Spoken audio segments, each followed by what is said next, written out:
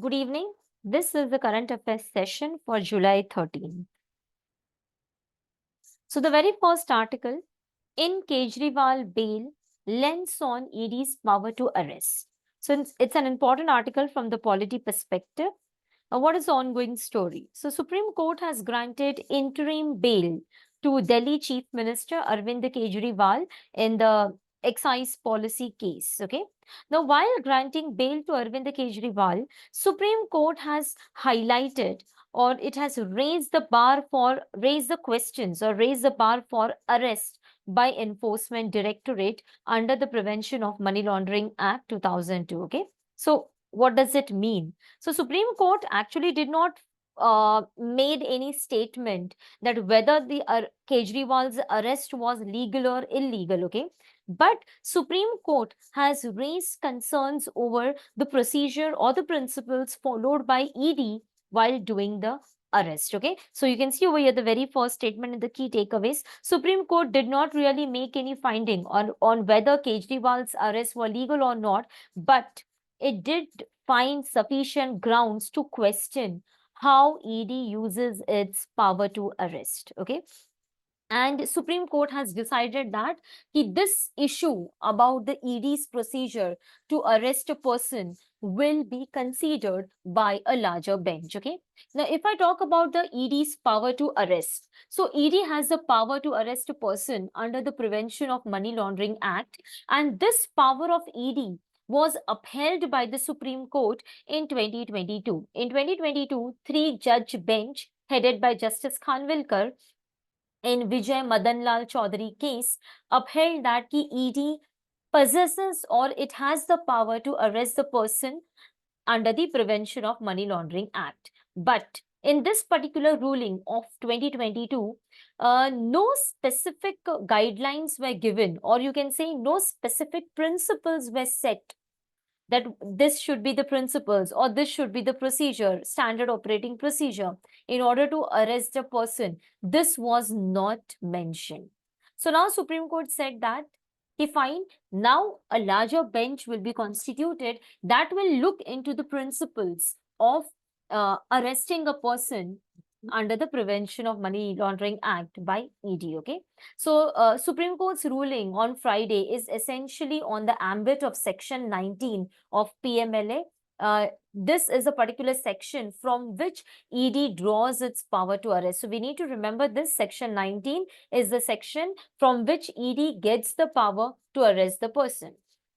Now, one more thing about this Prevention of Money Laundering Act, here the principle which is used is reverse burden of proof.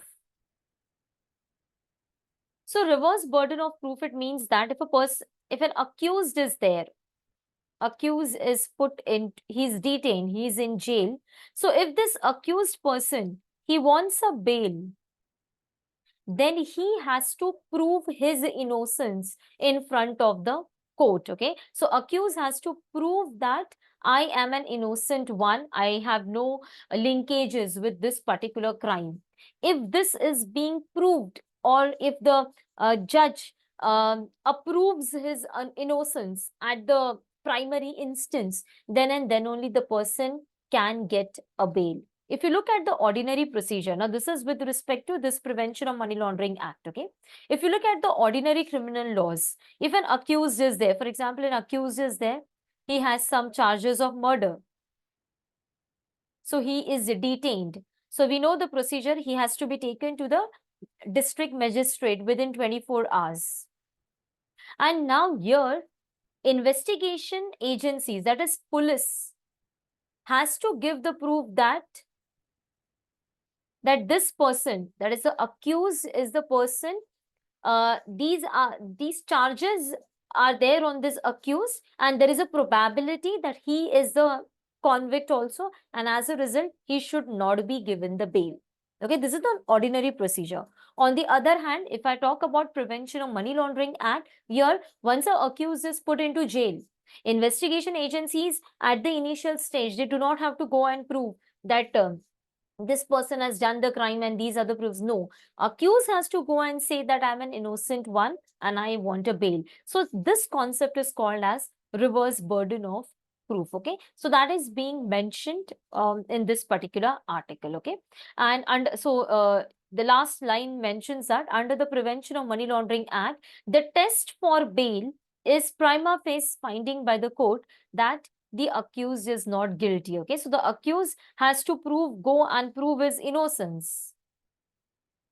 And if the court feels that the accused is not guilty, then and then only the bail is given. Okay, so this is all about this particular article. Let's come towards the next article. Just a bargaining chip. Again, an article from the Polity and Governance, GS paper 2. So the question is with respect to concept of special category status. Okay, now special category status was given to certain states. Status was given to certain states depending upon certain criteria: population, uh, economic deprivation, hilly terrain is there. Okay, all these conditions were taken into consideration and a state was given special category tag. Now this was introduced by the Planning Commission in 1969. Okay, so you can see over here. Yeah, in 1969 by the Planning Commission in the fourth five-year plan. So this concept of special category state was introduced in 1969 by Planning Commission and fourth five-year plan, okay, introduced it. Now this was definitely a positive intervention because such states who used to get this tag of special category state, they used to get assistance, financial assistance. So naturally, many states intended to get this particular status because if you get the status, there will be more perks and more benefits a particular state can get. Okay. Now, initially, only 3 states, like when this particular concept was introduced, only 3 states were given the status.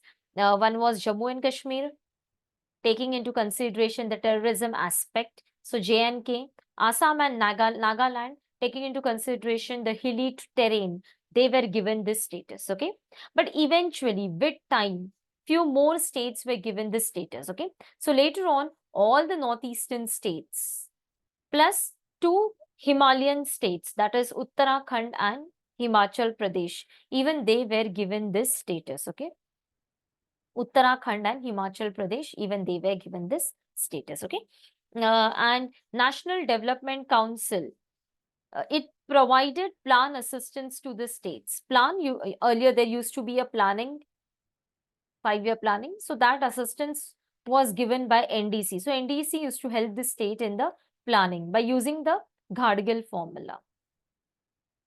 In the Gadgil formula, higher weightage is given to population and economic deprivation. Okay, and 30% of the funds were reserved to the special category states. So that is important thing. That is, such states used to get the more perks and benefits. So now what is going on now?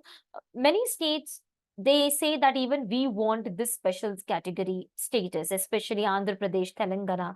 They are raising this demand. Okay, so that is being there. So this is reflected in the high per capita transfers to the states since Fifth Finance Commission 1969. Okay, so since the Fifth Finance Commission, the states which had this special category tag, they got higher assistance. Like if there is any centrally sponsored scheme, in this centrally sponsored scheme, these states who had special category tag, they got 90% of the share of a particular scheme. So like a particular scheme, center ka scheme is there and scheme is 100 crore is required for the implementation. So if a state has special category tag, 90%, that is 90 crore will be given by central government to that particular state. And remaining 10% will be given as a loan. And if you look at the normal states who do not have this status, for them center will give only 60 or 75%. That is, if 100 crore is there, 60 crore or 75 crore will be given. So that is the significance. So many states say that even we want this special category status, okay? But now this status is no longer valid. Valid in the sense, this was introduced when Planning Commission was there, but now Planning Commission do not exist. It has been replaced by Niti Aayog, okay? So now this particular concept and this particular allocation, it is not valid. But still, many states are demanding for this particular status. Okay, so even the 14th Finance Commission did not consider any special category state in its recommendation. Even 15th Finance Commission, okay, it did not mention about special category status. But while making any allocation, definitely Northeast states and Uttarakhand and Himachal Pradesh, they are given little bit more share. The reason being that they are very hilly states and all. So as a result, it's very difficult to do development and all over there. So little bit more funding is being given to them. But they are not using the tag of special category. Just we are giving them the funding, but not under the category of special states. Okay. Now, what was the formula that was used by for special states? So difficult and hilly terrain, low population density, or a considerable portion of the tribal population, strategic location, they're located along the border, economic and infrastructural backwardness, non-viable nature of state finances. That is, the area is very hilly, infrastructure cannot happen. So the state finances are not regular. Okay, so all these things are taken into consideration earlier while declaring any particular state as a special category state. But please remember, now this is not being followed, but still many states are saying that we want this particular category so that we can get a good package from the center. Coming towards the next article, casting the net too wide. So Polity, again an article from Polity. Colin Gonsalves is right. It is in the nature of the government, particularly these days, that persons in the high places will suddenly come up with the bright idea, and without much ado, draconian laws are made and pushed through parliament. One such legislation has now been tabled in Maharashtra. So actually, Maharashtra Legislative Assembly has introduced a new bill, and that is Special Public Security Act 2024. And the author says that this particular law is draconian. Why he says that it is a draconian, let us have an understanding. So, the author says that this particular bill, Special Public Security Act 2024, it's crudely drafted in order to crush the freedom of speech and expression. Okay, so that is being mentioned over here. That this particular act intends to curb the freedom of speech and regulation. Okay, now what is this particular act? Let us try to understand, and why Maharashtra has introduced it. So Maharashtra government is saying that there is a growth of menace of urban Naxalism, okay, increasing in the urban area. So Naxalism is increasing in the urban areas through Naxal front organizations, and as a result, in order to avert this menace, Maharashtra government has decided to introduce this Special Public Security Bill 2024. Okay. Now, why the author is saying that this is a draconian law? Because of the terms of this particular bill. So this bill proposes a jail term even if a person is not a member of an unlawful organization. So for example, there's a particular organization, and this organization is declared as an unlawful by the government.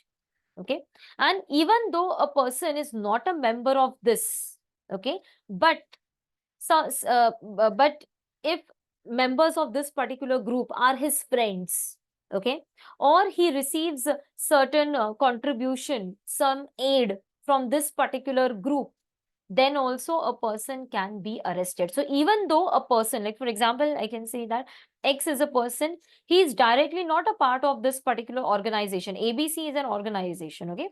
He's not a member of this organization. But for example, Y is a member and X and Y are friends, okay? Then also X can be arrested. Just having a friendship, fine? Or the next important thing, if he gets any aid, any help. Okay, so if X is in trouble and Y comes to help him, aid, then also X can be put into jail. Okay, so that is being mentioned over here. So bill grants this particular authority to arrest any person just on mere linkage with an unlawful organization. Also, the bill grants the state authority to declare an organization unlawful, a decision which can be reviewed by an advisory board set up by the state government. So, state authorities can declare a particular organization that this organization is a unlawful one. Okay, and all the offenses under this particular law will be cognizable and non-bailable. Cognizable, that is, if you are arrested, you can be arrested without any arrest warrant. So cognizable offense is there, so no warrant is required. And non-bailable, so no bail will be given, right? So because of these terms and conditions, author says that this is against the freedom of speech and expression. Let's come to the next one. Inequality runs through it. So this is from GS2, Government Policies and Intervention. Now, in short, this article is talking about Muslim minorities. It is saying that on all the parameters, Muslim minority is lagging behind. Okay, for example, the first data it mentions about is this: the median years of completed schooling of a Muslim male.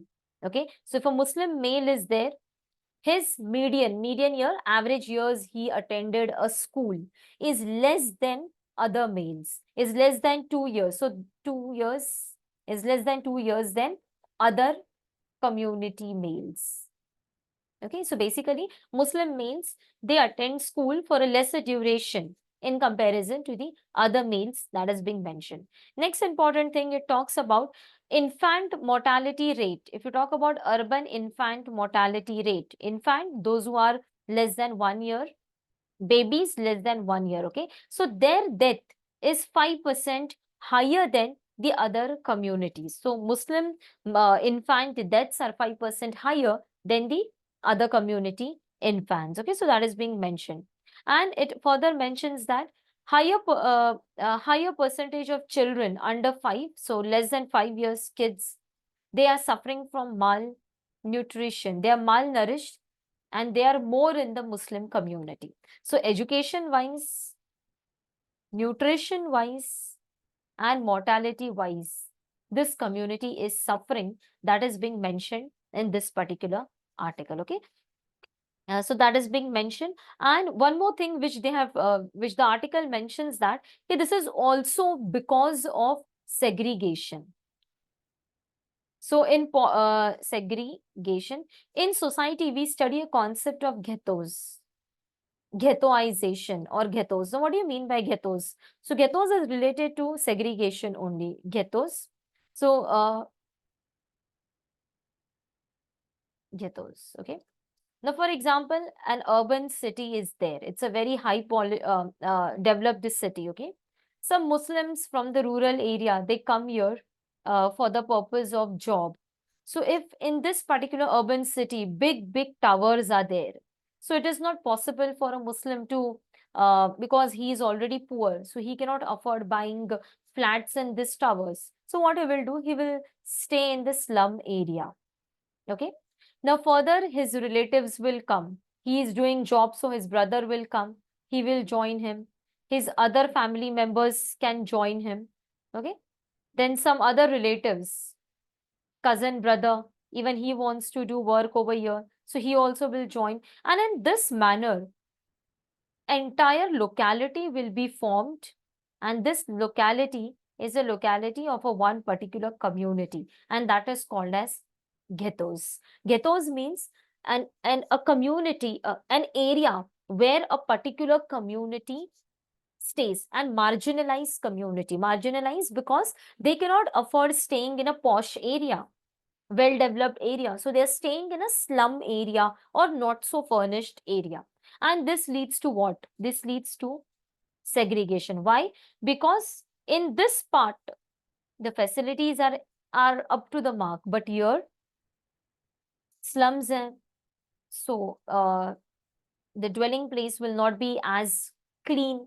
Hygiene problem will be there, sanitation issues will be there, uh, access to clean drinking water would not be allowed, would not be there. So because of which this community is suffering, that is being mentioned over here. Okay, so Muslims are being segregated, they're staying in ghettos in the urban areas, and that is leading towards their low socio-economic development. Okay, so what is the solution? So the very first thing that has to be done is importance should be given to education. Okay, so importance of education. So education has to be provided with good schools in this areas, that has to be done. Second thing, the focus should be there on women empowerment and women education, because if women are educated and empowered, definitely it results into a good upbringing of the family.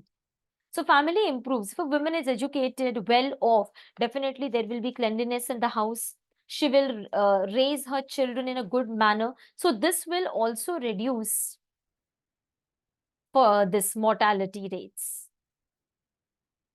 Okay, so that has to be the focus. And third thing, the residential segregation of Muslim, that is the ghettoization of the Muslim, has to be rectified. Okay, because until and unless this does not happen, we cannot expect this getting all the good benefits. So that is being mentioned over here. Further, the article mentions about the Sachar report. So Sachar report had mentioned that if you look at the elite services, only 3 to 6% are IS and IPS officers are Muslims. So Muslim community may like very few people are there who are IS, IPS, or who are at a good position, government job. Okay, so that is being mentioned over here. So we need to rectify this. Further, the article says that affirmative actions, like for example, this EWS category, okay, reservation has to be done to the such minority groups. Okay, let's come towards the next article. Kerala Uttarakhand top Niti Aayog SDG India Index, Bihar as the worst performer. Okay, so Niti Aayog conducts Sustainable Development Goal India Index, and please remember Uttarakhand and Kerala have taken the top positions in 2022, in 2023, 2024. Okay, so that is the important one. So what are the key takeaways? So India's score improved to 71 points in 2023-2024 from 66. So earlier it was 66, now 71. Jitna, so basically 0 to 100 ke parameter points are there, parameters are there. So more you are close to 100, it's a good, okay, more you are close to 100, it's a good score. So earlier India's score was 66, now it is 71. So definitely India has made progress. The progress is made in the poverty reduction, then economic growth and climate action. Okay, so Sustainable Development Goal India Index, it evaluates the progress made by the different states across the 16 goals. Okay, and scale is 1 to 100, sorry, not 0, 1 to 100 ka scale is there, and it has rated Kerala and Uttarakhand as the best performing states with 79 points each, whereas Bihar is the worst performer, laggard, with 57 points, followed by Jharkhand 62 points. Okay, so that is being mentioned over here. Sustainable Development Goal, these are the goals established by United Nations to be achieved by 2030. Okay, among the goals, no poverty, decent work and economic growth, life on land recorded the highest increase across the states, while the goals like gender equality and peace, justice, strong institutions saw slight increase. Okay, so that is being highlighted over here. When I talk about this Sustainable Development Goal Index, so it is being done by the Niti Aayog. First such an evaluation was done in 2018. Okay.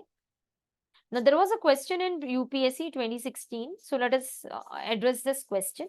Sustainable Development Goals were first proposed in 1972 by Global Think Tank Club of Rome. Sustainable Development Goals have to be achieved by 2030. So this is absolutely correct, 2030. And the first statement is wrong. Sustainable Development Goal, they were introduced by UN and first proposed by UN only, and they came into being in United Nations conference on sustainable development at Rio de Janeiro in 2012. Okay, so the first statement is wrong, the second statement is correct. Next article, Armed Forces plan tri-service procurement of explosive vans. So from the security perspective, Indian Armed Forces are planning a joint tri-service procurement of explosive vans for safe transport of ammunition, aiming to enhance integration and cooperation among Army, Navy, and Air Force. Okay, so earlier what used to happen, Army used to have their separate procurement, Navy ka alag, Air Force ka alag, and there was no connection. Army is doing their work, Navy is there, Air Force. But in the times of war, what is required? Integration. The three of them needs to be integrated and work in sync. So as a result, now Government of India is trying for this integration, and a step in this integration is that the three of them will together procure explosive vans, and these vans are meant to carry the ammunition. So during the time of war, from here to there, if you want to carry the explosives have to be taken in a very safe manner. So for that, they are trying to procure this vans. Okay, so under the theaterization plan, the capability of all the three services are integrated. Okay, so capability of the three services are integrated so that there will be optimal utilization of the resources. तो army अपना कर रहा है procurement, and there can be a double things. Okay, so army is doing their procurement of the vans, navy अपना कर रहा है, air force is doing their. No, it should be not like that. Three of them should integrate, and then the procurement should happen so that the resources can be utilized in an efficient manner. Okay, so that is being mentioned over here. A common explosive vehicle for the three services will allow joint operation to better support integrated operations. Okay, explosive vans, they will be used to transport the various types of ammunitions which are owned by the three services to different locations, reducing the risk of fire and other accidents. Okay, because these are explosive, you have to transport them in a very safe manner because there is always a fear of fire. So for that purpose, these vans are required. Okay, so that is there. And for your information, Integrated Theatre Command is aimed at integrating three defense services, Army, Navy, and Air Force, to operate jointly in specific adversary-based theater. Okay, so now government is trying for Integrated Theatre Command where Army, Navy, and Air Force will together operate. Okay, and the government has also introduced reforms in 2019 by creating a post of Chief of Defense Staff. So Chief of Defense Staff will look after this integration, and a separate Department of Military Affairs has been established to look after this transition. The next article is from the polity perspective, Uttarakhand UCC aim gender equality with customs in mind. Okay, so Uttarakhand has introduced a bill introducing Uniform Civil Code. So Uniform Civil Code, it's a DPSP, article number 44, which aims to, so we know that in India, criminal laws are same, but civil laws differ from religion to religion. Like for Muslims, civil laws are different. Civil laws in the sense, laws related to marriage, divorce, alimony differ from religion to religion. But Uttarakhand has decided that we are going to introduce UCC. Okay, so Uniform Civil Code of Uttarakhand, it's aimed at focusing on gender equality while leaving prevailing customs and diverse ritualistic practices undisturbed. Okay, so the Uttarakhand government says that this particular code we are introducing, it is for gender equality and we are not going to touch the customs and practices. तो आपके जो Muslims के customs है, Christians से customs है, that won't be affected. But yes, our aim is gender equality. Okay, so significantly, a Uniform Civil Code of Uttarakhand received presidential assent in March It seeks to govern and regulate the laws related to marriage and divorce, successions, live-in relation, and marriages there. Okay. Now, one important thing which we need to remember is that this is not applicable to tribals. So, approximately 3% of the Uttarakhand population comprises of tribals. But this particular bill, it's not applicable to the tribals because their laws, customs are different. Okay. And one more controversial provision of this particular Uttarakhand bill is that they have said that live-in relations. So couple who want to live in relation, they have to register with the state authority. So this is in a way violation of right to privacy. And if you are not registering, then there's a probability that you could be punished. Okay. So that is a controversy of this particular bill. Okay. Now, how can Uttarakhand make a law on this? Because marriage and divorce, it is a part of concurrent list. Okay. So marriage and divorce, this comes under concurrent list. Okay. Under 7th schedule. And as a result, Uttarakhand government has done this. Fine. So that's it from here. Coming towards the other important things, farm as factory.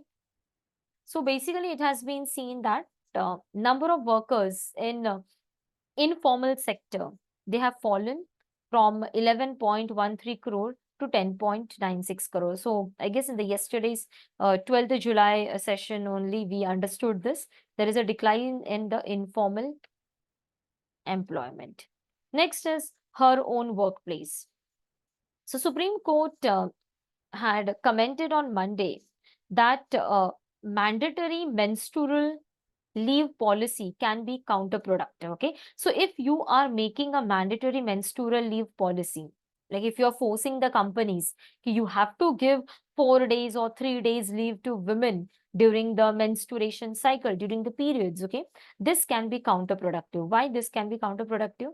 Maybe a company will think that if I have to compulsorily give 4 days leave to a lady during her periods every month, and even I have to pay her for this. So this is not at all productive for my company. So what will happen? They will lessen the hiring of the women. So women ko kam kiya jaye. They will be like shed off, or the hiring will be lessened. So Supreme Court highlighted this, okay? Plus Supreme Court said that instead of making such rigid things, you make a proper law, a standard policy up banao. And the best suggestion is that instead of this menstrual leave, give every employee a sick leave, which is also called as a wellness leave. For both men and women, 2 दिन ka wellness leave every month you give it. So men, if they have a fever and all, they can take it. Women, if they are undergoing menstrual pain, at least for 2 days, they can avail this. Okay. So that could be a solution, because if you're giving them a rigid leave of 4 days, this could affect their employability. Okay. So that's it for the 13th of July. Thank you.